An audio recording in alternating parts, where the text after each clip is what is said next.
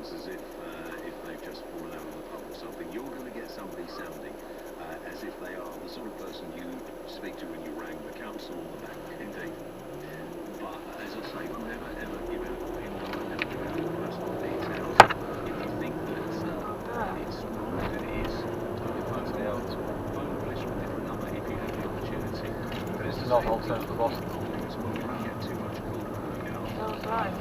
Legitimate sources are used to, but we still do get cold calling from people who are trying to scam.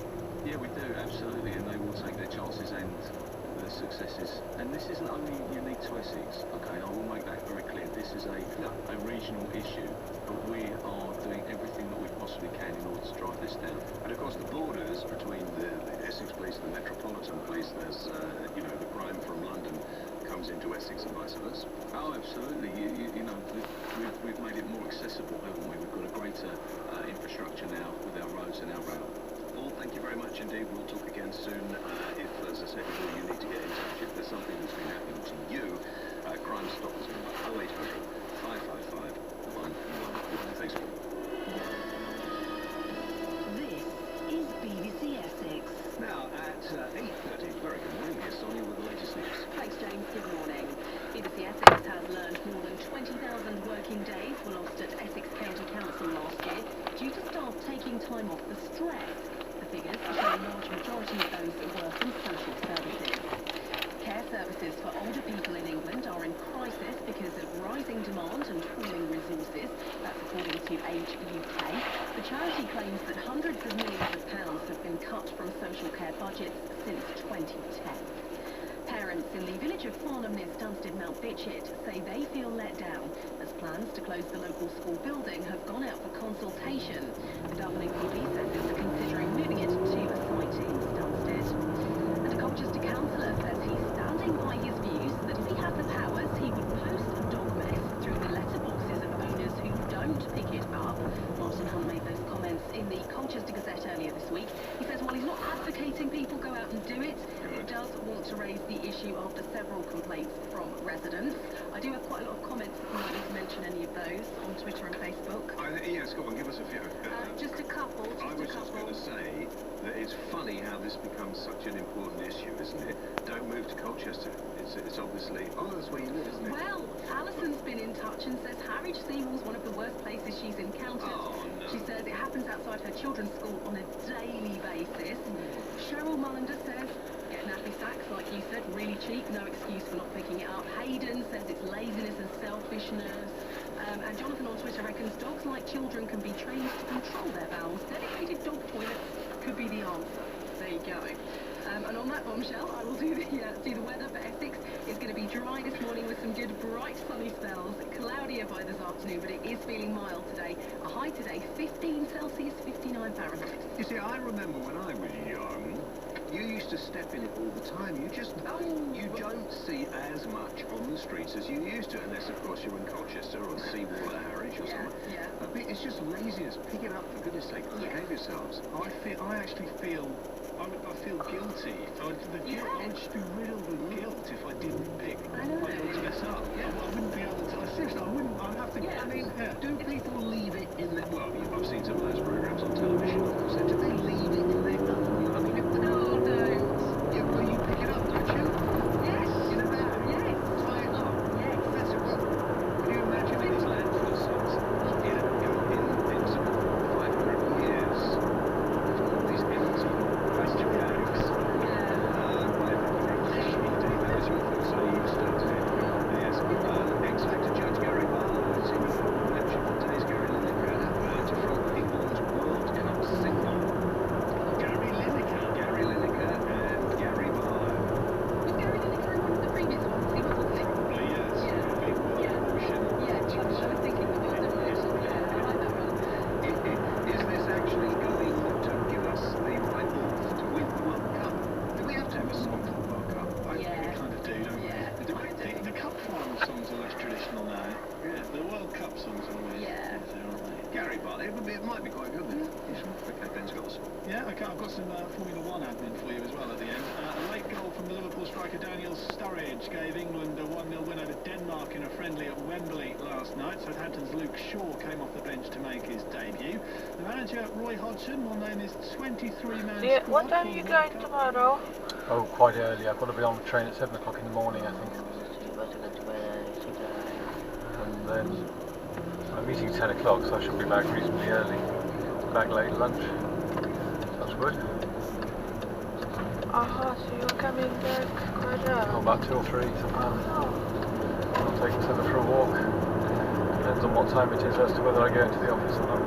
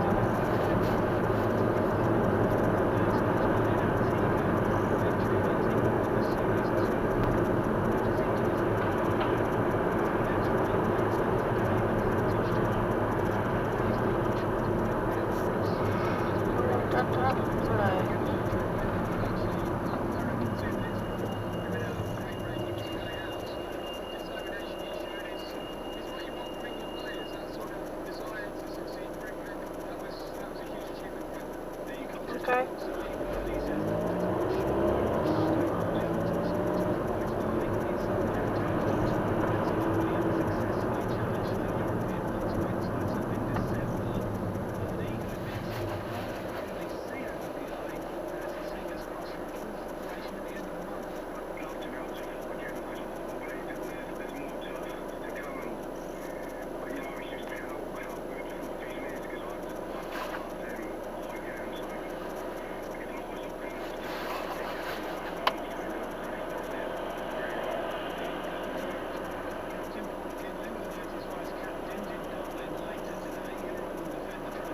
This guy's supposed to be at school and she's not.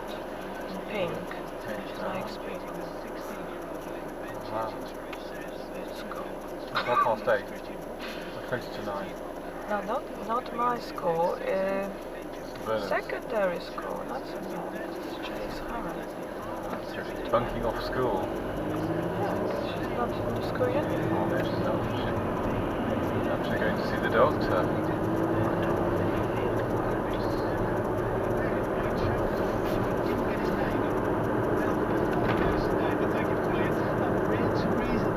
This lot yours?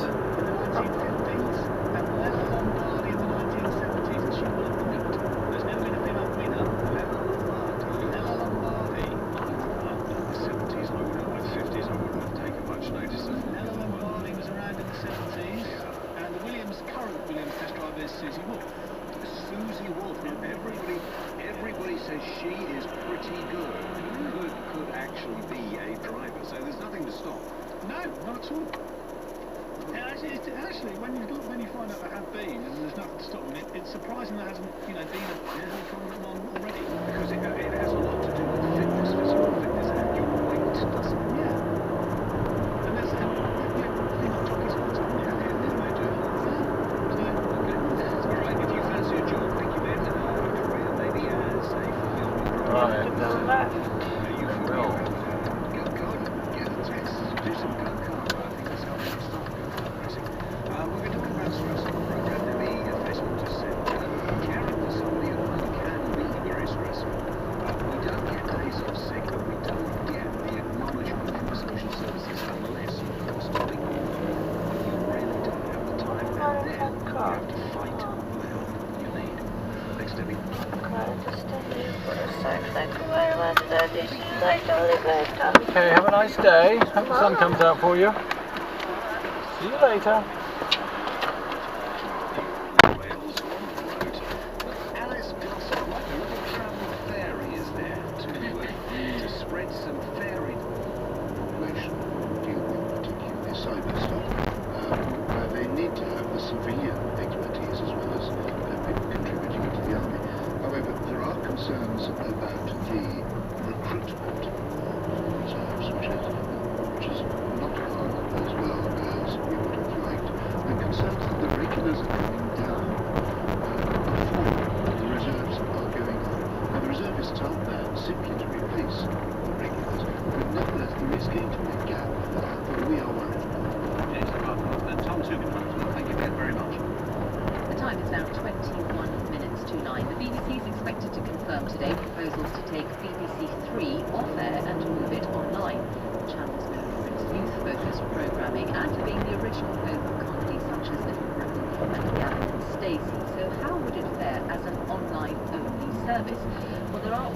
youth-focused online broadcasting services, one called Vice, for example, which, within its portfolio, has a news channel. Here's a flavour of its coverage of Ukraine. We're just driving up to Ukrainian Naval Command. We're trying to get into the base to meet with the Ukrainian naval officials, but some pro-Russian people have encircled the base, and the Naval Command inside, they told me over the phone that they think that they're being stormed at the moment. We're going to try to get in from another entrance. Well, Al Brown is head of video at Vice and here in the studio this morning. Good morning. Good morning. What do you think of the plans to move BBC Three online? It seems to be working for you. I think it's interesting that BBC's talking about moving online at the moment with BBC Three.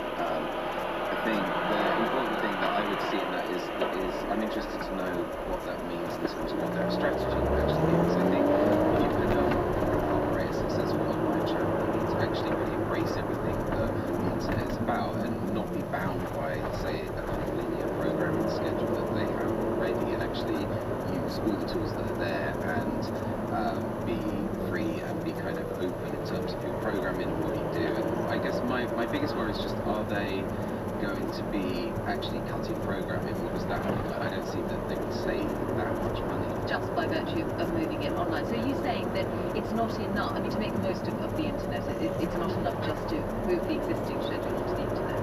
Yeah, I mean, I think one of the things that Vice does very successfully is that we have sort of daily programming that goes up on our site. We're very fast and responsive, especially if we just played a clip from our news channel. And in terms of the way the news channel works, we have offices all over the world, which stories, but also we're not bound by any one platform. So BBC Three will talk about people like we use Player, we use YouTube, we use Instagram, we use every tool or access that is available. And I think when we talk about a young, connected generation, that's what's really important. Because, I mean, some media analysts are just saying this is a very smart move because the internet is how young people are accessing television programs in the first place, at least most of them. Yes, of course. I think it makes sense for a youth channel to be primarily aimed at the internet and be I don't know whether it necessarily makes sense for it to be internet only. I think why not have as many platforms open as possible rather than just investing in one. I guess my point was more about iPlayer is still kind of a walled garden. It's still a place that you have to go to consume the programming that you want to watch, rather than the programming coming to you through lots and lots of different sources. So BBC Three would still struggle to reach, for instance, the global young English-speaking audience. How would you run it then? I would open it up to a lot more platforms. I would make sure I was investing in a YouTube channel. I would make sure that there was a site or a hub that you could go to, and I would try and have an editorial voice that works across all social media. And you would then have some mechanism to allow people to watch from other parts of the world, because you said the iPlayer is restricted to the UK. Yeah, I think so. I just think if you're going to embrace the internet, then you're talking about a generation that will be the most global connected generation that will ever existed. There's a hunger for English-speaking content all over the world, especially when you're trying to make programming for your generation. I think it seems strange to think that iPlayer was the only answer to reaching the audience for BBC Three. Al Brown, thank you. 17 minutes to 9, the Libyan government has said this morning that Muammar Gaddafi's son, Southend, has been taken into custody in Tripoli. He's been extradited from Niger, the neighbouring country where he fled after the coup was done. 2011. Rana Jawad is our correspondent in Tripoli, is on the line. And Rana, this is the footballing playboy. Yes, indeed. And he's been in Niger since September 2011. It was just about a month before the end of the war that toppled his father's 42-year rule. Since then, he's been under house arrest in Niger, and the Libyan authorities had been actively seeking his extradition back to Libya since late 2011. Accusing him of what? He's widely accused of ordering troops in Benghazi to shoot at protesters during the early days of the uprising, and the protests, of course, began in Benghazi, Libya's second city in Libya. We don't know what the formal charges against him will be. That's up to the Prosecutor General to announce. We suspect that will take some time before that process takes place and all the charges are formally announced. Has he been seen at all since he was brought back? We have seen pictures on social media showing him in the hands of the judicial police and his head being, the hair on his head being shaven off. But beyond that, no. And I suspect, obviously, he's in a very high security prison, Al-Hadba prison in Tripoli. It's unlikely that we'll be seeing him before that legal process will begin with the prosecutor. And briefly, what's happened to Saif, who's been held there for some time now, hasn't he? No sign of a court proceeding yet. No, I mean, Saif al-Islam has been held in the Libyan city of Zintan by the brigade that captured him more than 2 years ago, and they have so far still refused to hand him over to the authorities in Tripoli. They say they don't trust the government in handling security affairs, and obviously Libya is facing a very difficult transition phase at the moment. Security is very lax. They haven't had any incidents with any of the other high-profile prisoners they have in the capital at the moment, and there are many high-profile officials that served Gaddafi's government that have been arrested. But the judicial process in Libya has been very slow. So the question, I suppose, now will be, will this just add to what is a very long list of problems and issues that the country is facing? Rana Jawad, thank you very much. It's just after 8:45. The Kremlin has a rebellion on its hands, if only from within its own television network. For the second time in 3 days, a presenter on Russia Today, the global television network funded by the Russian government, has harshly criticized Russia's response to the crisis in Ukraine. This time, RT presenter Liz Wall, who's based in Washington, backed up her words by resigning on air. Here's what happened. Personally, I cannot be part of a network funded by the Russian government that whitewashes the actions of Putin. I'm proud to be an American and believe in disseminating the truth, and that is why, after this newscast, I'm resigning. So that was Liz Wall commenting on her resignation. Russia Today said that it regarded it as a self-promotion stunt. It's 13 minutes to 9. Not enough of us saving for a rainy day. We've had so many rainy days. Who can blame us anyway? Tanya's here. Maybe we've just been all spending it on rainy days. Who knows? Well, some 20% of people surveyed for the Scottish Widows Savings Report have no safety net for a rainy day, marking the highest proportion since 2009. The Bank of England slashed the base rate to its current ultra-low levels. The findings equate to about 9 million people across the UK having no money put aside as a nest egg, according to the 8th annual survey of more than 5,000 people. David Lascelles, saving expert at Scottish Widows, joins us now from our Edinburgh studio. David, this is not good news. Why are we not saving? Good morning, Tanya. Yes, you're right, it isn't good news. And what we found is that whilst people are prepared to batten down the financial hatches when they have to limit their outgoings, what they're not doing is really prioritising savings when it's about planning for the future. So they may well cut back on eating out, staying in more often, or cancelling their sort of cable TV subscriptions when they need to limit their outgoings, but not to put money aside for the future. But then again, if you put it in context, we've just suffered the aftermath of a financial crisis, and interest rates are extremely low, and unemployment is still a problem. Wages are not going up, so people probably are using a lot of money they put aside because now is the rainy day. Yes, and I think that's true. It is a sort of situation where people will need